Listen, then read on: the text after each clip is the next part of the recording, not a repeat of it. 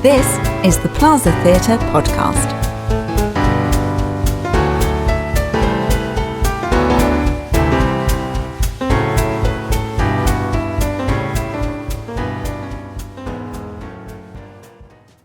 Act 4, Scene 1. Pinchwife's lodging. The next morning. We discover Lucy with Alethea, who is dressed in new clothes. Well, madam, now I have dressed you and set you out with so many ornaments, and spent upon you ounces of essence and pulvilio, and all this for no other purpose but as people adorn and perfume a corpse, for a stinking second-hand grave, I think Master Sparkish's bed. I'll hold your peace. Nay, madam, I will ask you the reason why you would banish poor Mr. Harcourt forever from your sight. How could you be so hard-hearted? 'Twas because I was not hard-hearted. No, 'twas stark love and kindness, I warrant. I would see him no more because I love him. Day, a very pretty reason. I was engaged to marry, you see, another man whom my justice will not suffer me to deceive or injure. Can there be a greater cheat or wrong done to a man than to give him your person without your heart? I'll retrieve it for him after I'm married a while. No, madam. Marrying to increase love is like gaming to become rich.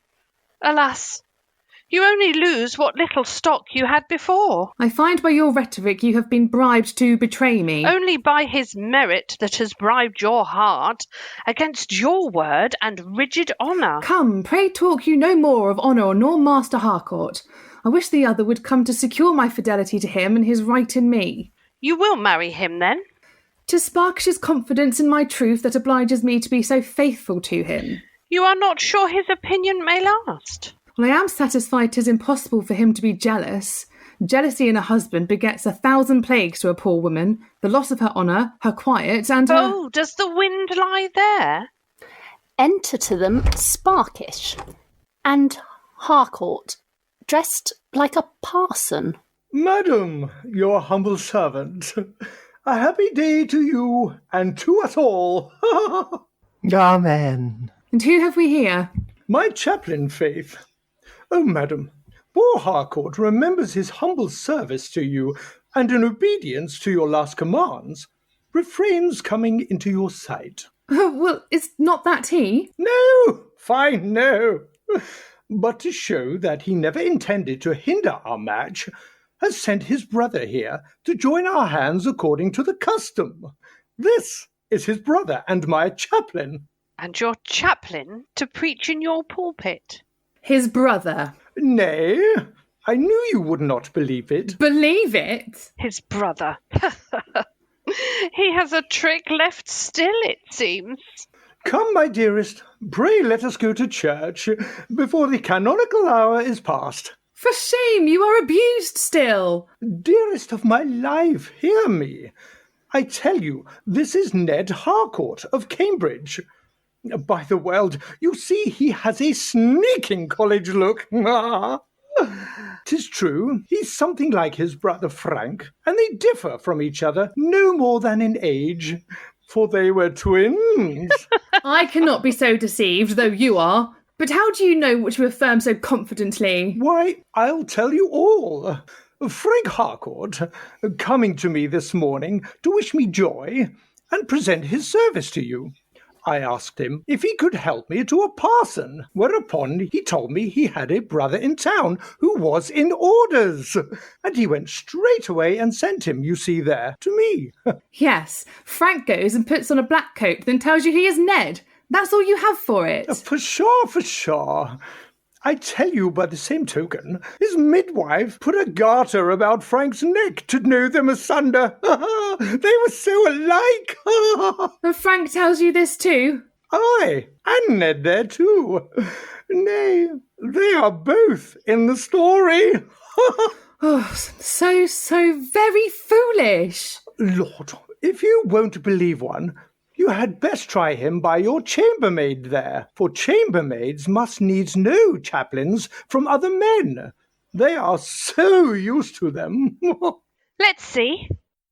Nay, I'll be sworn he has the canonical smirk and the filthy, clammy palm of a chaplain.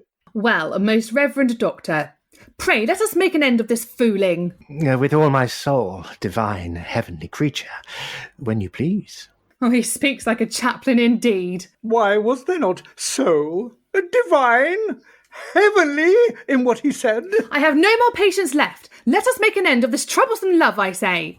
So be it, seraphic lady, when your honour shall think it meet and convenient so to do. Gad, I'm sure none but a chaplain can speak so, I think. Let me tell you, sir, this dull trick will not serve your turn. Though you delay our marriage, you shall not hinder it. Far be it from me, munificent patroness, to delay your marriage. I desire nothing more than to marry you presently, which I might do if you yourself would, for my noble, good-natured, and thrice generous patron here would not hinder it. No, poor man, not I, faith. And now, madam, let me tell you plainly, nobody else shall marry you. I'll die first, for I'm sure I should die after it. That was spoken like a chaplain too. Well, now you understand him, I hope. Poor man, he takes it heinously to be refused. But you'll pardon me, madam, it shan't be. He shall marry us. Come away, pray, madam. Invincible stupidity! I tell you, he would marry me as your rival, not as your chaplain. Come, come, madam.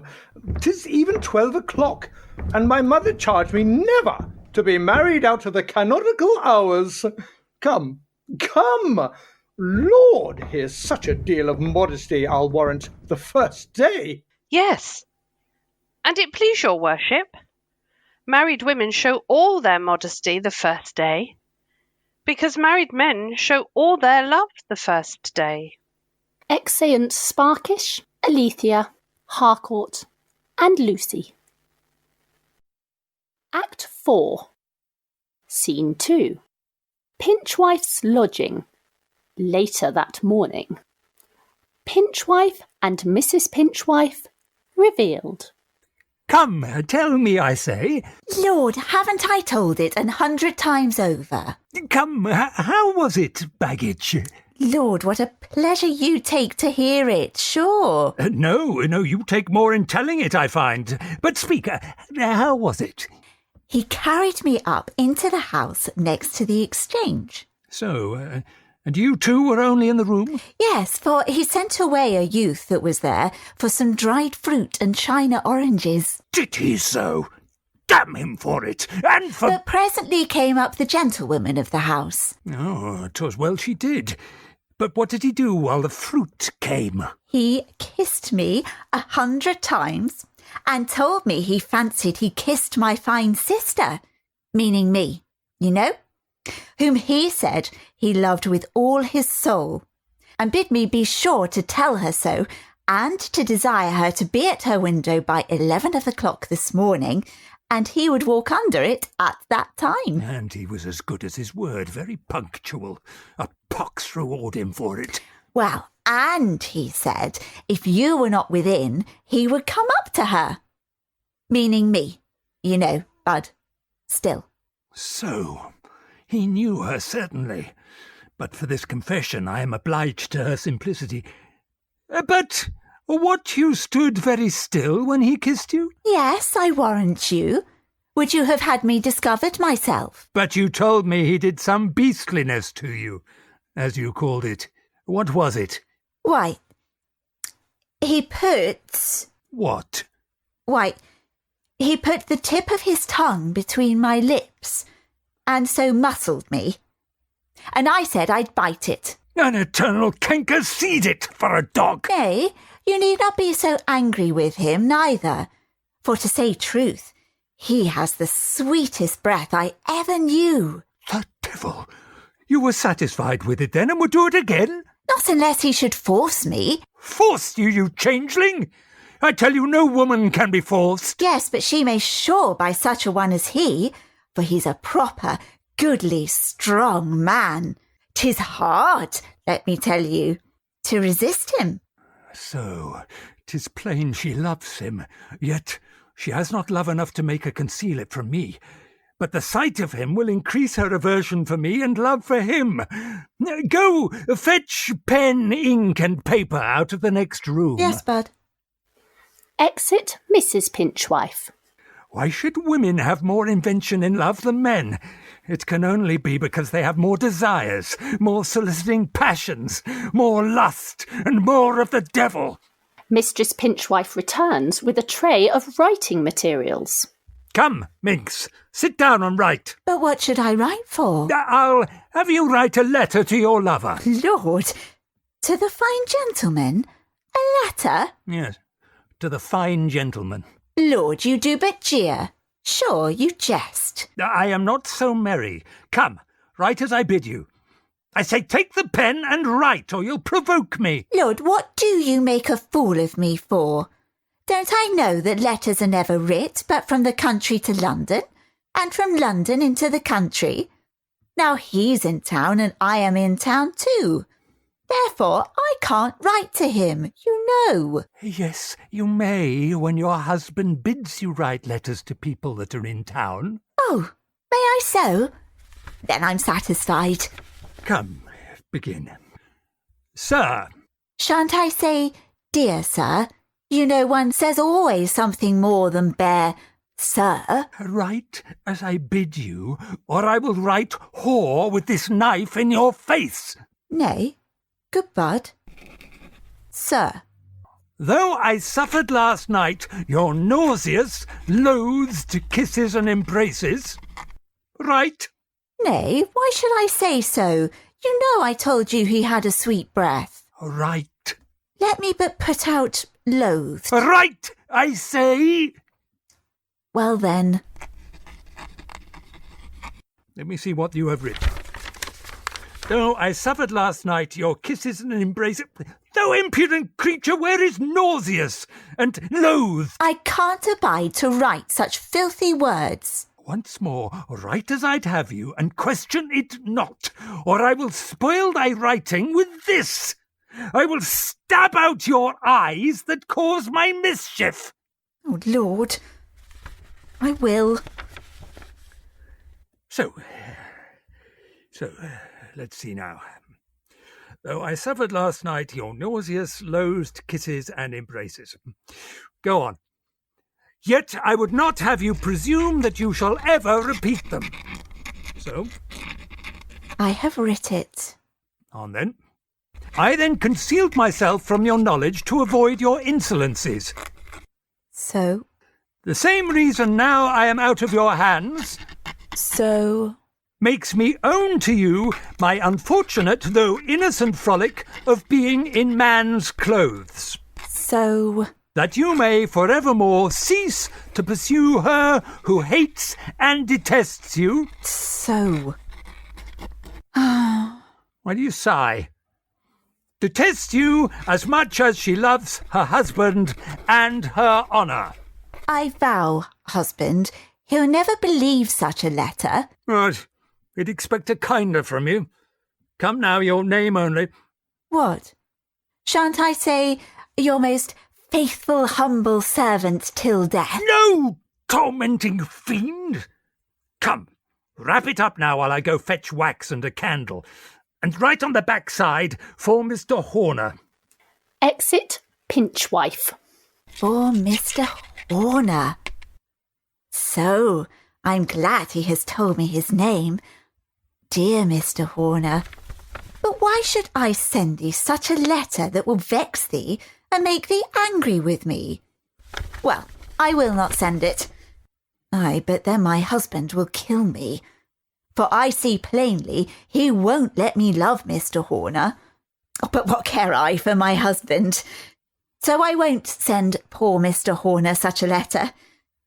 But then my husband... But oh... What if I writ at the bottom, my husband made me write it? Ay, but then my husband would see it. Stay. What if I should write a letter and wrap it up like this and write upon it too? Ay, but then my husband would see it. I don't know what to do. But yet, I'll try. So I will. For I will not send this letter to poor Mr. Horner, come what will on it. Dear sweet Mr. Horner, so my husband would have me send you a base, rude, unmannerly letter, but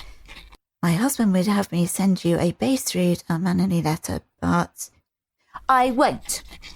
So, and would have me forbid you loving me, but I won't. So, and would have me say to you, I hate you, poor Mr. Horner, but I won't tell a lie for him. There. For I'm sure if you and I were in the country at cards together, so I could not help treading on your toe under the table. So, or rubbing knees with you and staring in your face till you saw me. Very well. And then looking down and blushing for an hour together. So, but I must make haste before my husband come, and now he has taught me to write letters, you shall have longer ones from me, who am, dear, poor dear Mr. Horner, your most humble friend and servant, to command till death, Margery, Pinchwife. So, now, wrap it up just like the other. So, now write for Mr. Horner. But, oh, now what shall I do with it? Here comes my husband. Enter Pinchwife. I have been detained by a Sparkish coxcomb who pretended to visit to me, but I fear 'twas to my wife. What have you done? Aye, bud. Just now. Let's see it. What do you tremble for? What? You would not have it go? Here. I had been served if I'd given him this. Come, where's the wax and seal? Lord, what shall I do now? Nay then, I have it. Pray, let me see it. Lord, do you think me so errant a fool that I cannot seal a letter? I will do it, so I will. 'Tis very well, but I warrant you would not have it go now. Yes, indeed. But I would, bud. Now. Well, you are a good girl, then. Come, let me lock you up in your chamber till I come back, and be sure you come not within 3 strides of the window when I am gone. If we do not cheat women, they'll cheat us, and fraud may be justly used with secret enemies, of which a wife is the most dangerous. Now, I have secured all within. I'll deal with the foe without, with false intelligence. Exit Pinchwife.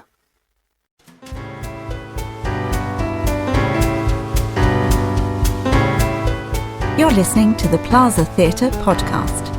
Please consider making a donation to keep theatre alive in Romsey. Visit plazatheatre.com for more details.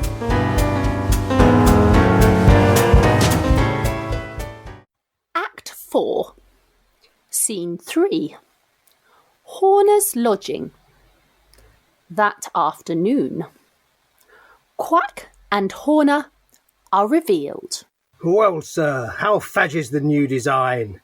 Have you not the luck of all your brother projectors to deceive only yourself at last? No, good Domine, Doctor. I deceive you, it seems, and others too, for the grave matrons and old rigid husbands think me as unfit for love as they are.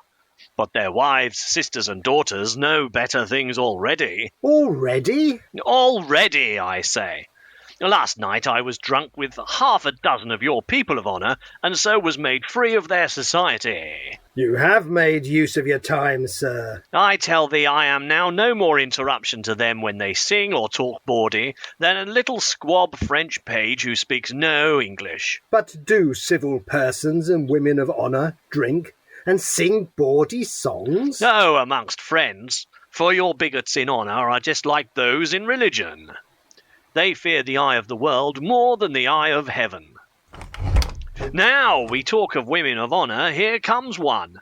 Step behind the screen here, and but observe if I have not particular privileges with the women of reputation already, Doctor.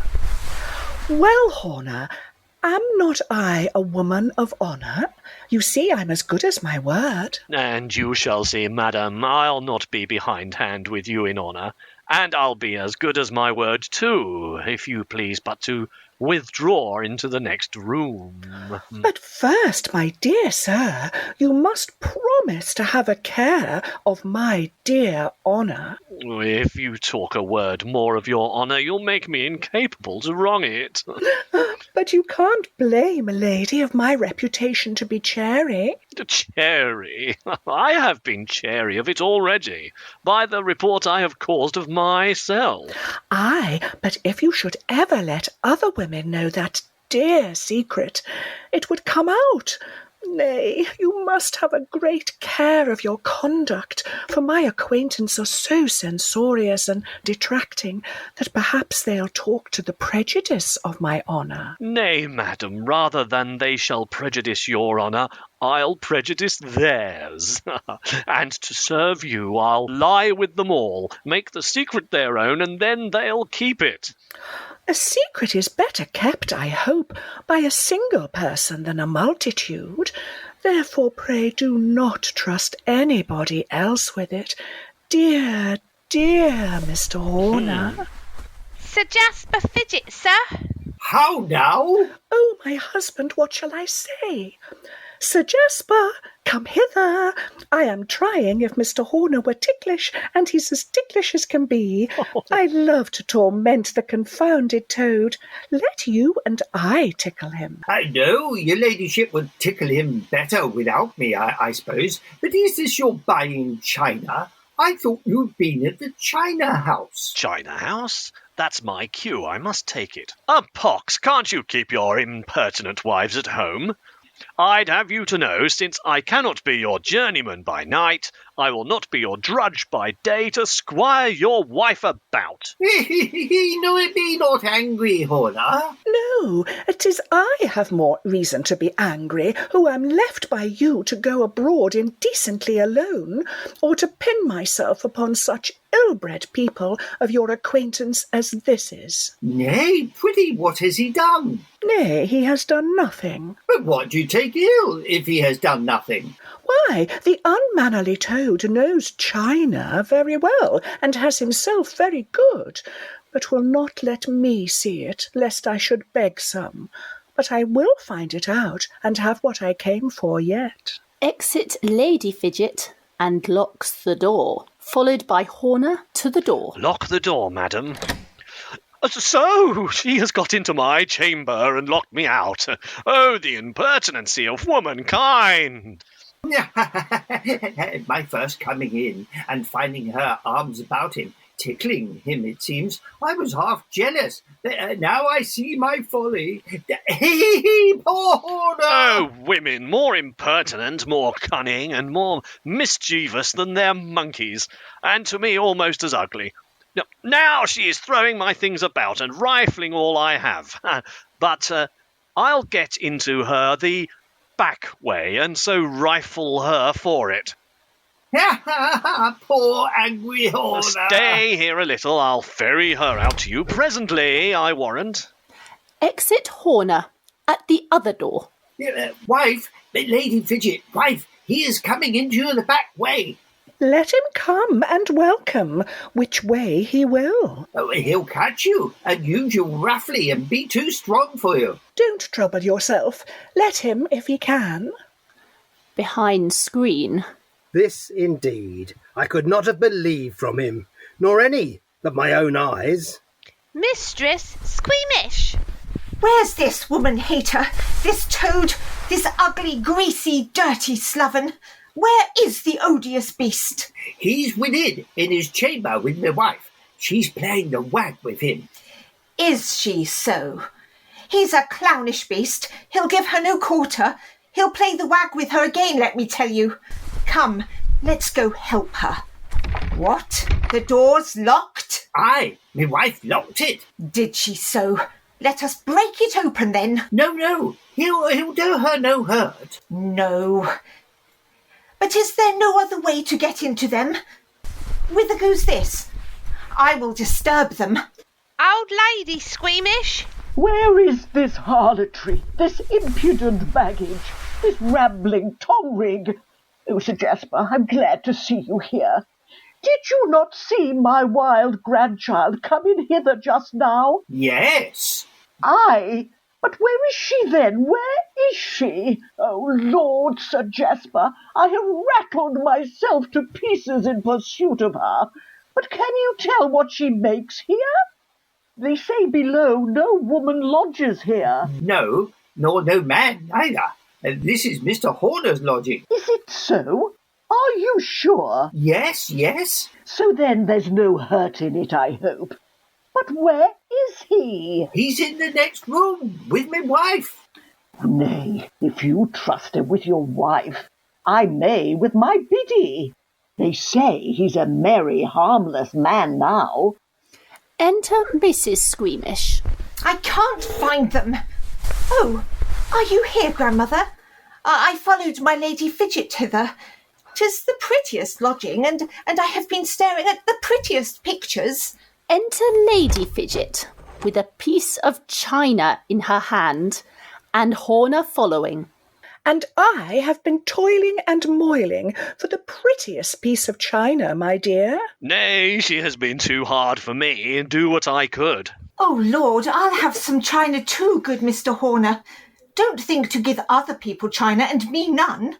Come in with me too. Upon my honour, I have none left now. Nay, I have known you deny your china before now. But you shan't put me off, so come. This lady had the last there. Yes, indeed, madam. To my certain knowledge he has no more left. Oh, but it may be he may have some you could not find. What? Do you think if he had had any left, I would not have had it too? For we women of quality never think we have china enough. Do not take it ill. I cannot make china for you all, but I will have a roll wagon for you too another time. Poor Mr. Horner.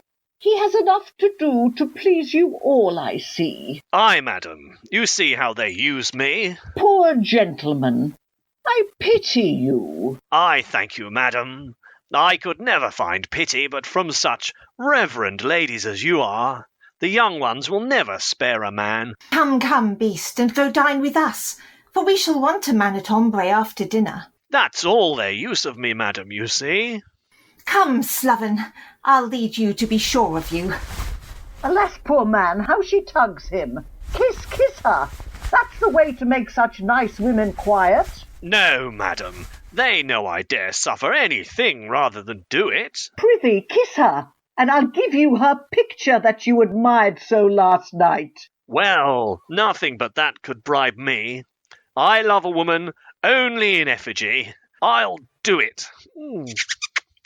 Kisses Mrs. Squeamish. Oh, foe, you filthy toad. May, now I've done jesting. I told you so. Foe, a kiss of his has no more hurt in it than one of my spaniels. I will now believe anything he tells me. Enter servant, leading Mr. Pinchwife. Exit servant. Oh, Lord, here's a man, Sir Jasper. Let's be gone. Oh, grandmother, let us be gone. I know not how he may censure us. Found in the lodging of anything like a man, away. Exeunt Sir Jasper, Lady Fidget, Old Lady Squeamish, Mrs. Squeamish. What's here? Another cuckold? He looks like one. Well, what brings my dear friend hither? Your impertinency. My impertinency? Why, you gentlemen that have got handsome wives think you have a privilege of saying anything to your friends, and are as brutish as if you were our creditors. No, sir. I'll never trust you anyway. Haven't I always been thy friend, honest Jack? Always ready to serve thee in love or battle? I believe so. You would be my second now, indeed. Well then, dear Jack, why so unkind, so grum, so strange to me? Come, pretty, kiss me, dear rogue. What, you would send a kiss to my wife, is that it? So there 'tis. A man can't show his friendship to a married man. You ought to be kind and civil to me, since I am so kind as to bring you this. Look you there, sir. What is it? Only a love letter, sir. From whom? How? This is from your wife. Is this a trick of hers or his? But what should this mean? Stay the postscript. Be sure you love me, whatsoever my husband says to the contrary, and let him not see this, lest he should come home and pinch me or kill my squirrel. It seems he knows not what the letter contains. Come, never wonder at it so much. Faith, I can't help it. I must tell you, sir, my honour will suffer no jesting. What do you mean? Does the letter want a comment? Then no, sir, I will not be a cuckold, sir, I will not. Thou art mad with jealousy. I never saw thy wife in my life, but at the play yesterday, and I know not if it were she or no. I will not be a cuckold, I say. There will be danger in making me a cuckold. Why? Wert thou not well cured of thy last clap? I wear a sword. It should be taken from thee, lest thou should do thyself a mischief with it. Thou art mad, man. As mad as I am, as she confesses in her letter, both she and I say you have mistaken your woman as you have done your man. I understand something now. Was that thy wife? Faith, my freedom with her was your fault, not mine. Fie, I'd never do it to a woman before her husband's face, sure. Well, I must be contented with what she writes. I'll assure you 'twas voluntarily writ. I had no hand in it, you may believe me. I do believe thee, faith. And believe her, too. And so, fare you well, sir. Pray, however, present my humble service to her, and tell her I will obey her letter to a tittle, and fulfil her wishes, be what they will, or with what difficulty soever I do it. Well then, fare you well. And play with any man's honour but mine. Kiss any man's wife but mine, and welcome. Exit Mr. Pinchwife. Doctor! It seems he has not heard the report of you, or does not believe it. Now, Doctor, what think you? Pray, let's see the letter. Reads the letter. For, dear, love you. I wonder how she could contrive it. What say thou to it? I will henceforth believe it not impossible for you to cuckold the Grand Seigneur amidst his guard of eunuchs. Enter Sparkish, pulling in Mr. Pinchwife. Quack hides behind screen again. Come back. You are a pretty brother-in-law. Neither go to church nor to dinner with your sister bride. My sister denies her marriage, and you see has gone away from you dissatisfied. For sure.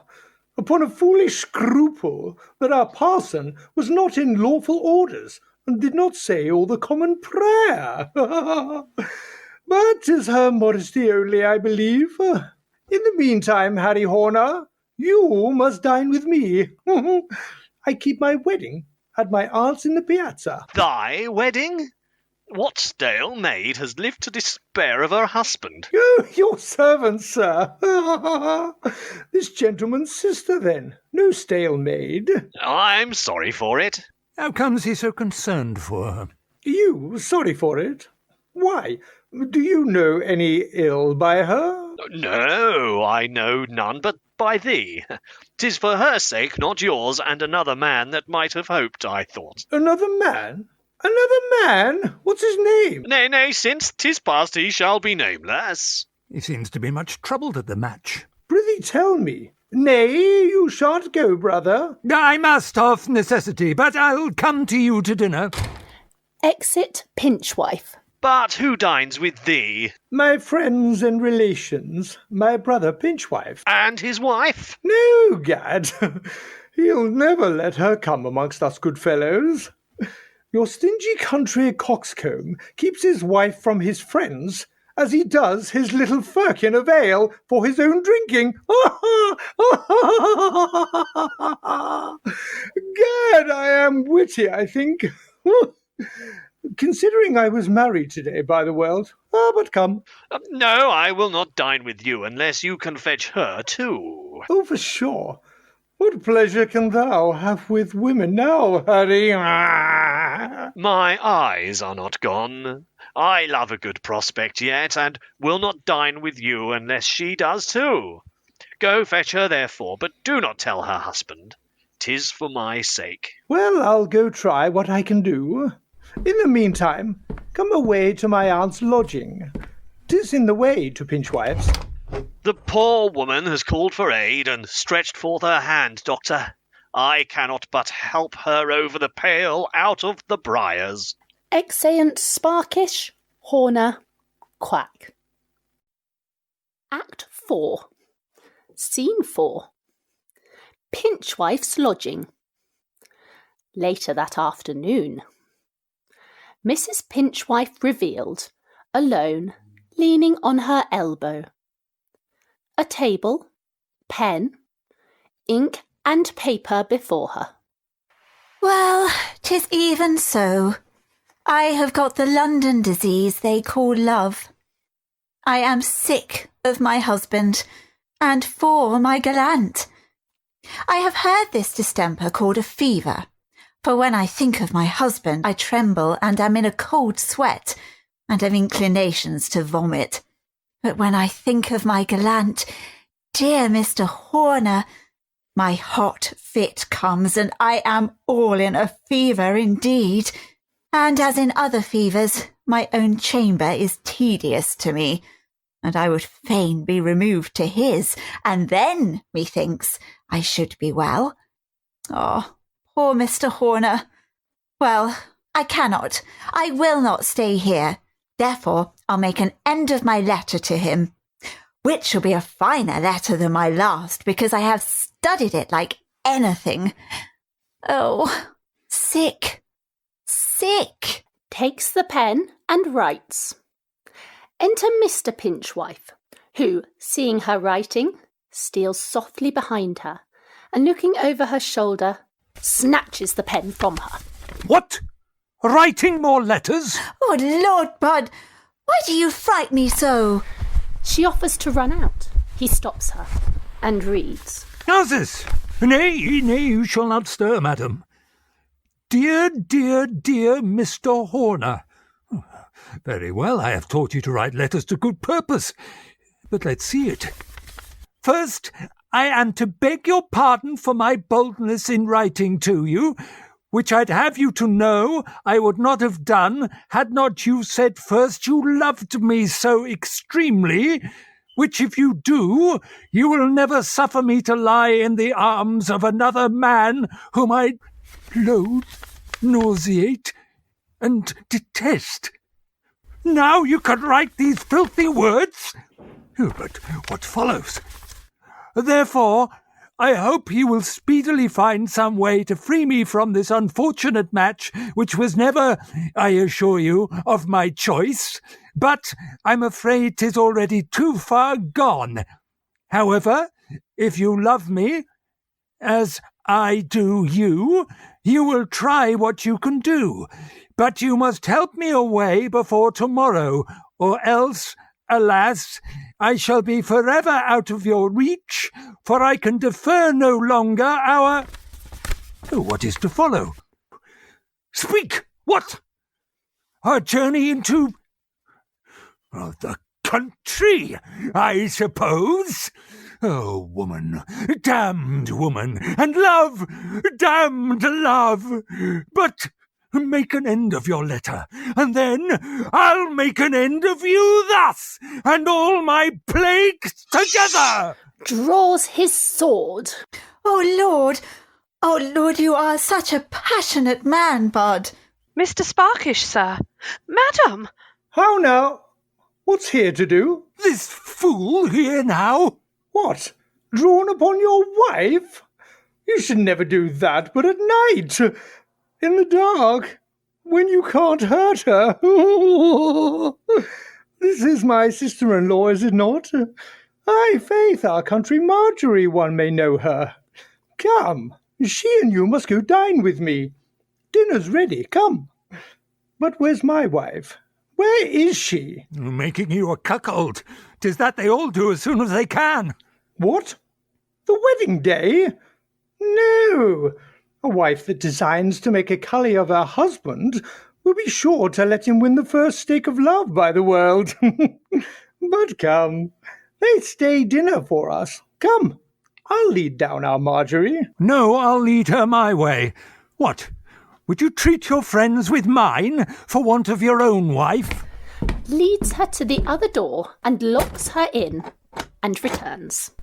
Lord, how shy you are of your wife. But let me tell you, brother, cuckolding, like the smallpox, comes with a fear, and you may keep your wife as much as you will out of danger of infection. But if her constitution inclined her to it, she'll have it, sooner or later, by the world. What a thing is a cuckold that every fool can make him ridiculous. Well, sir, but let me advise you not to neglect the means to prevent it. For, howsoever the kind wife's belly comes to swell, the husband breeds for her, and first is ill.